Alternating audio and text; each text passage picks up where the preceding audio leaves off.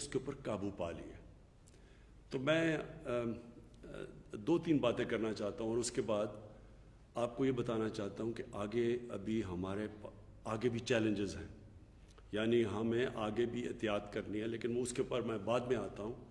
میں صرف تھوڑا سا ذرا آپ کو یاد کرانا چاہتا ہوں کہ جب ہم نے 13 مارچ کو جب لاک ڈاؤن لگایا تو کس طرح کے چیلنجز ہمارے سامنے آئے اور ہم نے پھر کیا قدم اٹھائے، کس طرح ہم ایک مشکل وقت سے نکلے اور یہاں آج پہنچے کہ جو ہم خود نہیں سمجھ رہے تھے کہ اللہ کا کرم اس ملک پہ ہونا تھا کہ اتنی تیزی سے نیچے آئی ہے ہماری کرونا وائرس کے کیسز۔ دیکھیں، جب کرونا وائرس کی پہلے چائنا سے شروع ہوا، پھر یورپ چلا گیا، تو لوگ یہاں بیٹھ کے یورپ کو دیکھ رہے تھے اور یورپ میں جس طرح کے وہ میجرز لے رہے تھے، قدم اٹھا رہے تھے، تو یہاں بھی ہمارے پر پریشر پڑ گیا کہ وہی کرو جو یورپ کر رہا تھا۔ اور شروع کے اندر ہم نے تھوڑی کوشش بھی کی، لاک ڈاؤن بھی لگا دیا، اور اللہ کا کرم یہ ہے کہ ہماری پہلی گورنمنٹ تھی جس نے ایک چیز، سب سے پہلے ایک چیز ہمیں سمجھ آئی کہ ہمارے اور یورپ کے حالات بالکل مختلف ہیں۔ ہمارے اور چائنا، جو ووہان شہر کے اندر یہ شروع ہوئی تھی وبا، ہمارے ان سے بھی حالات مختلف ہیں۔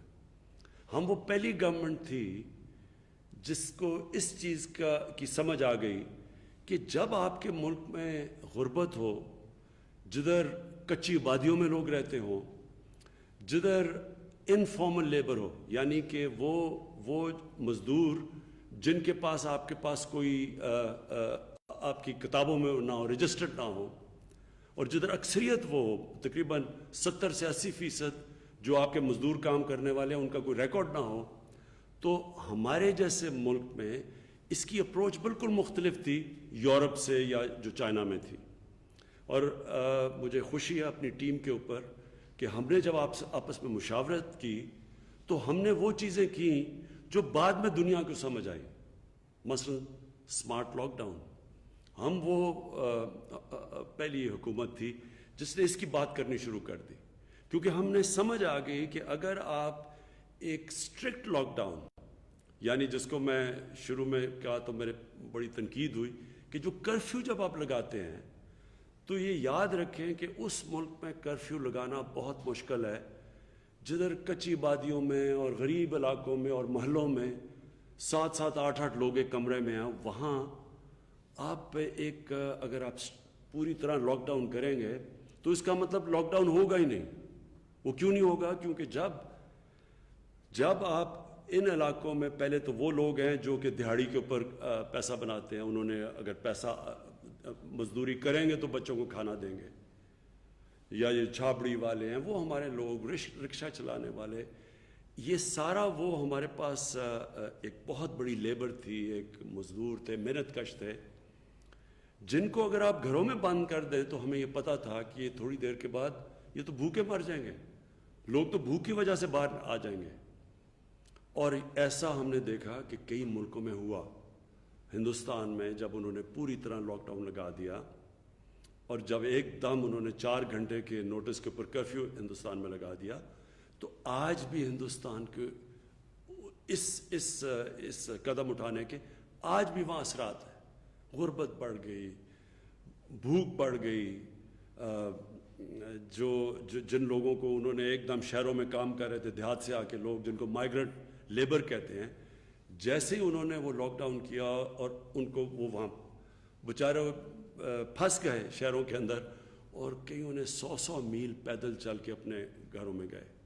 تو جب اس طرح کا لاک ڈاؤن لگایا تو اس کو کیونکہ مشکل ہوتا ہے امپوز کرنا، اس کا نتیجہ کیا ہوا کہ وہ لاک ڈاؤن صحیح طرح لگا ہی نہیں، کیونکہ ناممکن ہے۔ امیر علاقوں کے اندر اور خوشحال علاقوں کے اندر تو یہ ہو سکتا ہے، میں اپنے گھر میں بڑے آرام سے رہ سکتا ہوں اگر مجھے کوئی کہ لاک ڈاؤن ہو جائے، ہمارے پاس تو پیسہ بھی ہے، گزارا کر سکتے ہیں، بھوک بھی نہیں ہے۔ لیکن ان علاقوں میں جدھر پیسہ بھی نہیں ہے، دہاڑی دار بھی ہیں، جدھر زیادہ لوگ چھوٹے سے محدود سپیس میں بھی ہیں، وہاں یہ بہت مشکل تھا، اور یہ آج دنیا ریئلائز کر رہی ہے۔ دنیا اس چیز کو آج مان رہی ہے کہ پوری طرح لاک ڈاؤن ناممکن ہے. سو یہ ہم نے بہت جلدی فیصلہ کیا, اور اس فیصلے کرنے کے بعد ہم نے جب اسمارٹ لاک ڈاؤن پہ آئے, ہم نے یہ بھی فیصلہ کیا کہ ہم اپنے ایگریکلچر سیکٹر کے اوپر ہم نے کسی قسم کا بندش نہیں کر رہی, کیونکہ ہمارا فوڈ سپلائی, کھانے پینے کا جو سامان ہے وہ نہ کسی طرح رک جائے. اور اس کے علاوہ ان مشکل وقت میں, کیونکہ ہمیں کسی کو یہ نہیں پتہ تھا کہ جب ہم یہ اکانومی کھولنا شروع کیا, اور ہم نے پہلے کھولنا شروع کیا, اور ہم نے جب کنسٹرکشن کے لیے ہم نے کھولا, کیونکہ ہم نے کہا کہ مزدوروں کو نوکری ملے, نہیں تو گورنمنٹ کے پاس تو اتنا پیسہ ہی نہیں کہ سب کو ہم پیسے دیتے رہیں.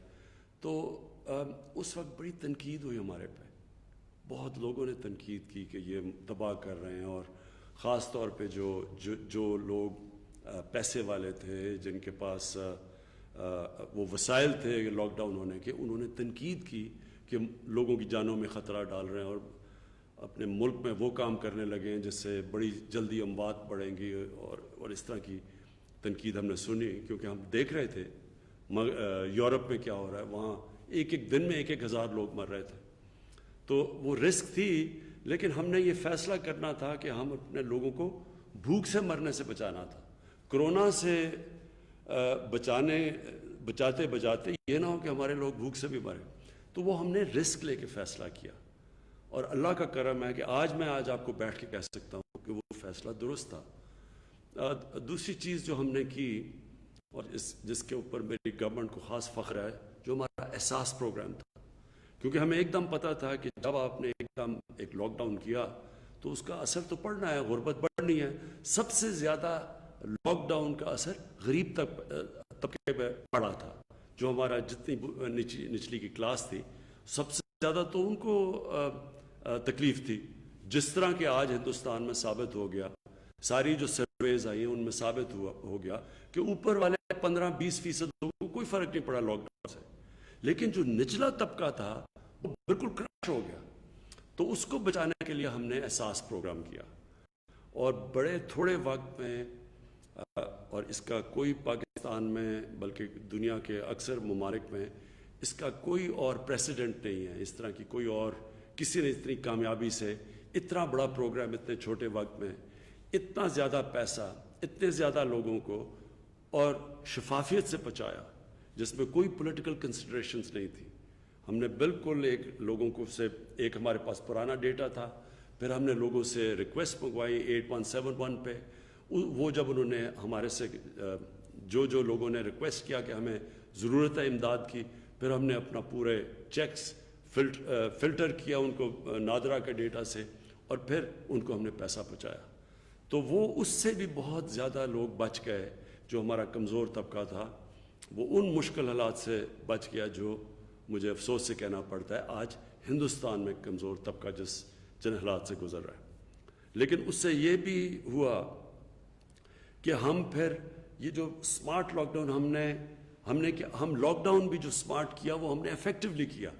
ہم نے جگہیں دیکھ لی کہ کدھر کلسٹرز آ رہے تھے, اور ادھر پھر جا کے ہم نے لاک ڈاؤن کیا, جس کی تعداد اسد آپ بتا سکتے ہیں کہ کتنے ہم نے ایریاز پہ کئی سو لاک ڈاؤنز کیے جو کلسٹر تھے, جس کو اسمارٹ لاک ڈاؤن کہتے ہیں. جب ہم نے دیکھا کہ یہاں پھیل رہی ہے تو ہم نے ادھر جا کے لاک ڈاؤن کیا, تو وہ افیکٹو بھی ہوا, اور پھر ان لوگوں کی مدد بھی کر سکے جدھر ہم نے تھوڑے سے علاقے میں کیا.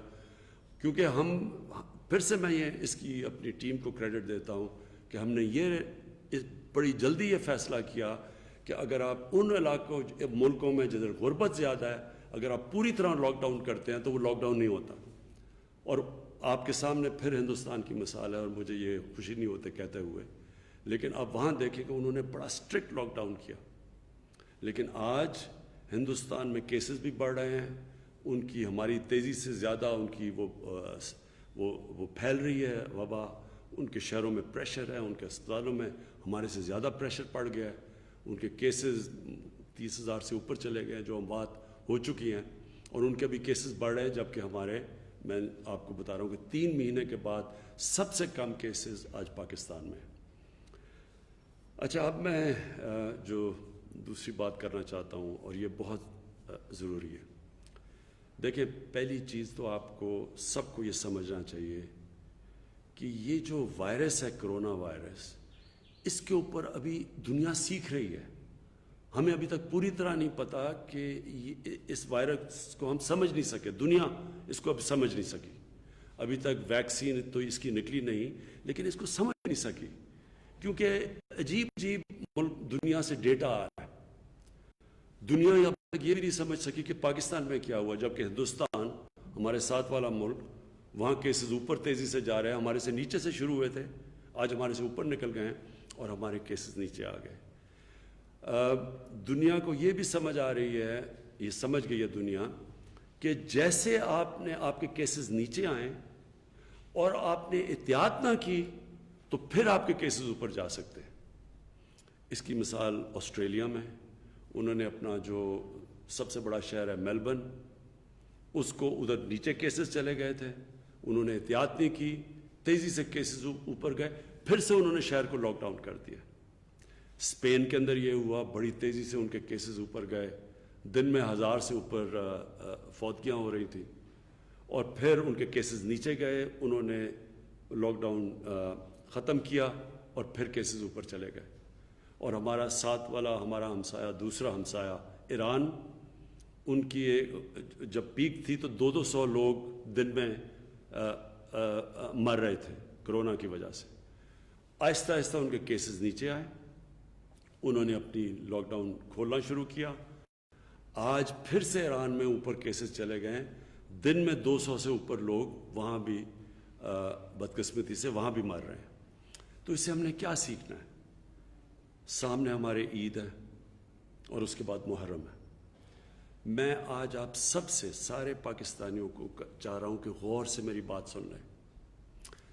یہ آپ کے لیے بڑی اہم چیز ہے سمجھنے والی, کہ اگر اللہ نے کرم کر دیا ہمارے ملک میں کہ ہمارے اب کیسز بالکل نیچے چلے گئے ہیں, تو اللہ کا شکر کر کے یہ سمجھ جائیں کہ یہ دو جو ٹائم آ رہا ہے محرم کا اور بڑی عید کا, قربانی کی عید کا, اس میں اگر ہم نے احتیاط نہ کی تو پھر ہمارے کیسز اوپر جا سکتے ہیں. اور اس سے کیا ہوگا؟ اس سے نقصان ہوگا, ہماری آگی معاشیت کو نقصان پہنچا. اس سے یہ جو لاک ڈاؤن ہے, دنیا کی ساری معاشیت سب کو نقصان پہنچا ہے. ہمیں شاید دنیا سے کم نقصان پہنچا ہے, لیکن ہمارے حالات پہلے ہی اچھے نہیں تھے. تو ہم یہ نہیں اب چاہتے کہ اللہ نے اگر اس قوم پہ اپنا فضل اور کرم کیا ہے, ہم اب اپنی بے احتیاطی سے ناشکری کریں اور پھر سے ہم جو پہلی عید کے بعد ہوا تھا, پہلی عید سے پہلے ہم نے بالکل سمجھا کہ جی کیسز ہمارے بڑھ نہیں رہے, شاید پاکستانیوں کو امیونٹی ہے اس سے, تو احتیاط نہیں کی تو ہمارے ایک دم کیسز اوپر گئے, جس کی وجہ سے ہمارے ہسپتالوں پہ پریشر پڑا. ہمارے ڈاکٹرز, نرسز, جن کو ہم فرنٹ لائن ورکرز کہتے ہیں اس جہاد میں, ان کے اوپر بڑا پریشر پڑا. ان میں سے کئی انفیکٹ ہوئے اور ایک دو کیسے جو ان کی فوتگیاں بھی ہوئیں اس میں.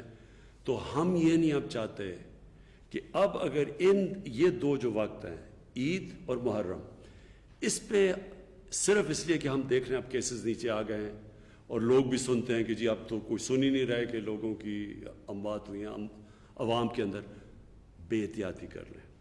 میں پھر سے کہتا ہوں یہ ناشکری میں چلا جائے گا جو اوپر والے نے ہمارے پاس خاص کرم کیا ہے, اور اس کا بہت بڑا نقصان ہوگا. پھر سے اگر یہ علاقوں میں لاک ڈاؤن لگانے پڑے, اس سے ہماری اکانومی پہ فرق پڑے گا. وہ سارا اس وقت بے روزگاری ہے, ساری دنیا میں بے روزگاری بڑھ گئی ہے لاک ڈاؤنس کی وجہ سے. پھر سے اگر لاک ڈاؤن لگائیں گے ہماری معاشیت پہ افیکٹ ہوگا, ہمیں روزگار دینے پہ لوگوں کو مشکل ہوگی. اور ہم اتنا بڑا پروگرام لے کے آ رہے ہیں اب, یہ جو ہماری کنسٹرکشن کا ہے, ہم نے پوری کنسٹرکشن انڈسٹری کو وہ اس وقت انسینٹیوز دیے جو کبھی پہلے ملے نہیں تھے. تو وہ اب پروجیکٹ شروع ہو رہے ہیں, ہماری پلاٹس کی قیمتیں اوپر جا رہی ہیں, سیمنٹ کی خریدار بڑھتی جا رہی ہے, سریے کی. اس کا مطلب کہ معاشیت صحیح طرف جا رہی ہے. بے احتیاطی سے کہیں ہم اپنے آپ کو نقصان نہ پہنچا دیں. اس لیے آج میں آپ سب کو اپیل کرتا ہوں کہ یہ جو ٹائم ہے عید کا اور اس کے بعد محرم کا، سب کو ذاتی طور پہ ذمہ داری لینی چاہیے. یہ صرف یہی نہیں کہ اگر یہ کرونا پھر سے بڑھتی ہے تو اس سے صرف معاشیت افیکٹ ہوگی. ہم پھر سے اپنے بوڑھے، اپنے بزرگوں کو، وہ لوگ جو بیمار ہیں، ہم ان کی جانیں خطروں میں ڈالیں گے. اور سب سے چیز جو آسان چیز ہے آپ کے لیے، جس سے ہم نے اب تک دیکھا سب سے زیادہ فرق پڑا ہے، وہ ہے یہ فیس ماسک. یہ میں ایڈمنسٹریشن کو بھی کہوں گا، جو ہماری ٹائیگر فورس ہے ان سب کو کہوں گا، دکانداروں کو کہوں گا، آپ کی بزنسز کے لیے کہوں گا کہ یہ سب کو یہ تاکید کریں. اس کے کوئی خرچہ نہیں ہے. یہ جو آپ کور کرتے ہیں، ہمیں دنیا میں اب یہ ثابت ہو گیا کہ یہ سب سے آسان طریقہ ہے یہ وائرس کو کم کرنے کا. تو سب سے پہلے تو یہ آپ اس کے اوپر پوری طرح عمل کریں. پھر یہ جو قربانی کی عید ہے، اس میں کوشش کریں آن لائن قربانیاں کروائیں. ابھی تک ہمیں خبریں آ رہی ہیں کہ آن لائن قربانیوں میں بڑا اضافہ ہو گیا ہے، لیکن اور کوشش کریں یہ کرنے کی، تاکہ، اور اگر آپ نے جانا ہی ہے وہ مارکیٹس میں جدھر یہ جانور کی خرید و فروخت ہوگی، تو یہ پورا ماسک پہن کے جائیں، SOPs کے اوپر پورا چلیں. میں یہ اس لیے کہہ رہا ہوں کہ اگر ہماری انشاءاللہ کامیابی سے یہ عید گزر گئی اور اس کے بعد محرم گزر گئی، تو ہم نے اب سیکٹرز کھول لے ہیں. لوگ بڑی تکلیف میں ہیں. ریسٹورنٹس کی ساری بزنس ان کو مشکلیں پڑی ہوئی ہیں. سارا سروس سیکٹر مشکل میں ہے. شادی ہال جو کہ بڑے لوگ جن کو روزگار ملتا ہے، ان کے لیے مشکلات ہیں. اور سب سے زیادہ ٹورزم، یہ ہے ٹورسٹ سیزن پہاڑی علاقوں کے اندر. ادھر اس وقت جو لوگ پیسہ صرف گرمیوں کے 4-5 مہینوں میں پیسہ بنتا ہے، ان کے اوپر مشکلات آئی ہوئی ہیں. اس لیے اگر آپ نے عید پہ احتیاط کر لی تو انشاءاللہ، اور ہم سمجھ رہے ہیں کہ محرم میں بھی ہم علماء سے سب سے کہہ رہے ہیں کہ محرم میں اس میں احتیاط کر لیں، کیونکہ اس کے بعد باقی زندگی آسان ہو جائے گی. اور یہ سارا جو سیکٹر ہے ٹورزم کا، یہ ریسٹورنٹس کا، اس سب کو پھر ہمیں موقع ملے گا کہ یہ اپنا کاروبار شروع کریں. اور پھر ہمارے لیے اس ملک کی اہمیت، ہمارے ملک کا مستقبل، ہمارے بچے، ہمارے اسٹوڈنٹس، ہم نے اپنی یونیورسٹیز کھولنی ہیں، اپنے کالجز، اپنے سکولز کھولنے ہیں. تو وہ بھی اگر اچھے رزلٹس آ گئے اس عید کے بعد اور انشاءاللہ محرم کے بعد، تو پھر ہم وہ سکول کالجز کا بھی سارا پھر ریویو کریں گے SOPs کے ساتھ.